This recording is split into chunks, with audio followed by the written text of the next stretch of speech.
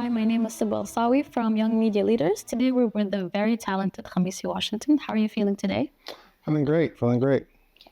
So one thing I'm very curious about is how you discovered your passion for jazz music. Was there a memorable moment perhaps or a situation that you can tell us more about?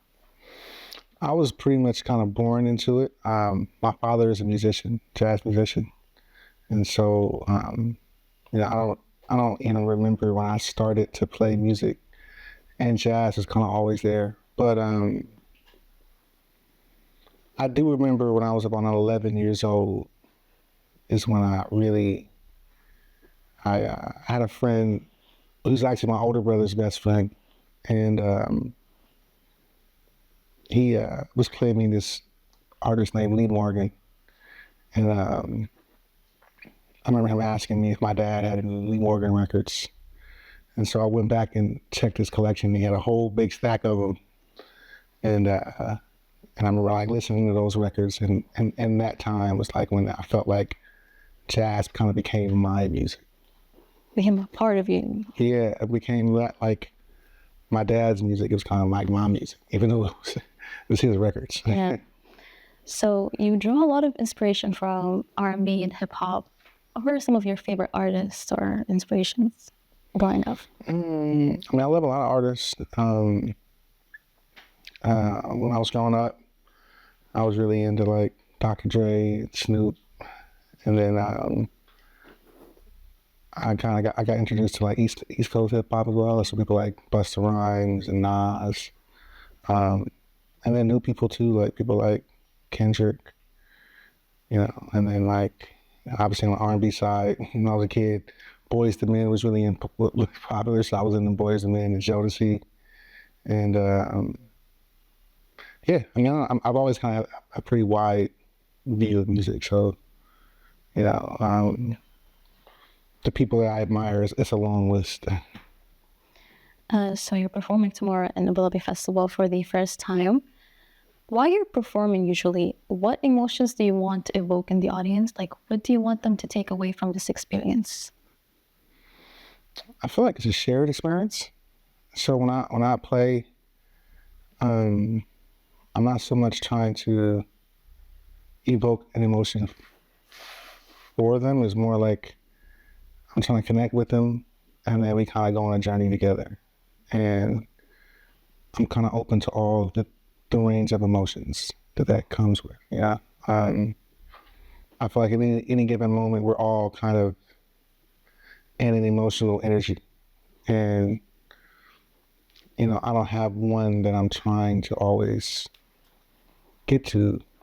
I'm kind of trying to explore all of it. The different aspects of how they view you and like what the experiences. Yeah, so it's kind of like, when you walk on the stage, there's an energy in the room that's kind of already there, and we, the musicians, are kind of coming with our own energy as well, and then we kind of pour everything in together, and then we just explore, and it's, we never really know exactly where that's going to take us, but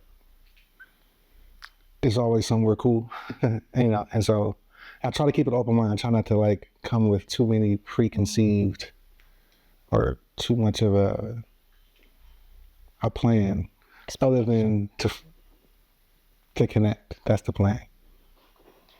So for any aspiring artists or musicians, what's one advice that you would give them? Like advice you would give to your younger self, perhaps?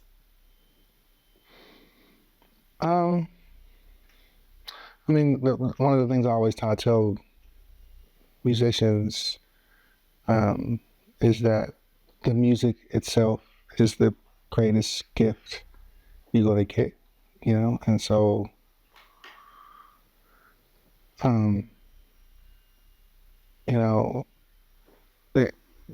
we have different concepts of success and things like that. But as you grow and as you get older, you start to understand that, everything is temporary. And so the moments that you kind of have are the most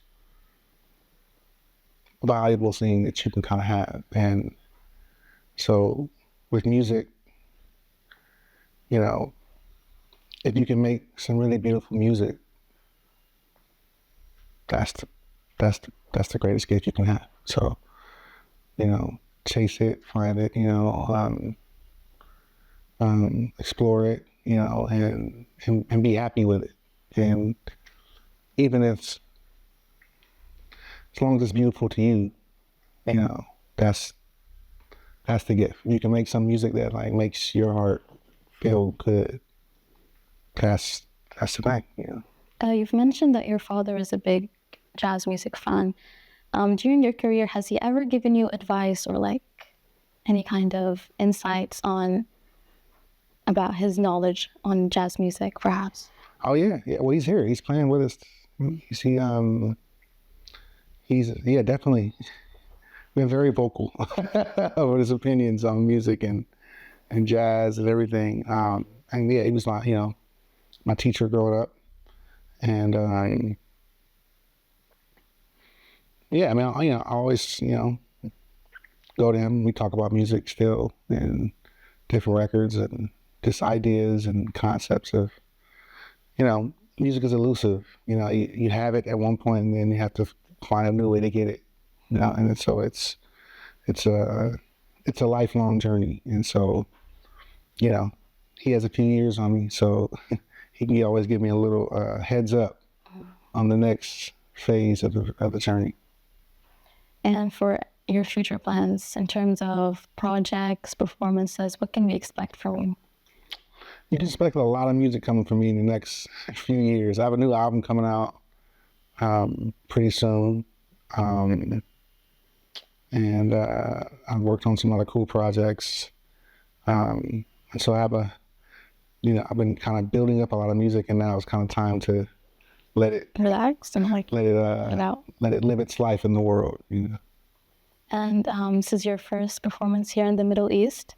Do you plan to visit other cities, maybe other countries in the Gulf, in the Middle East in the future?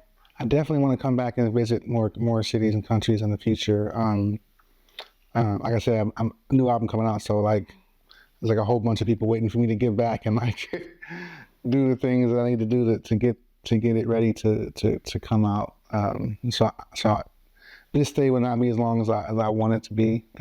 But yeah, I definitely want to come back and meet the people. I'd love to hear. I'm a big fan of the music of this region, but I'd love to like meet some more local musicians as well. Yeah, like people like Thune and Fairuz are definitely It's amazing. common sounds in my house. It's amazing. Thank you so much for your time.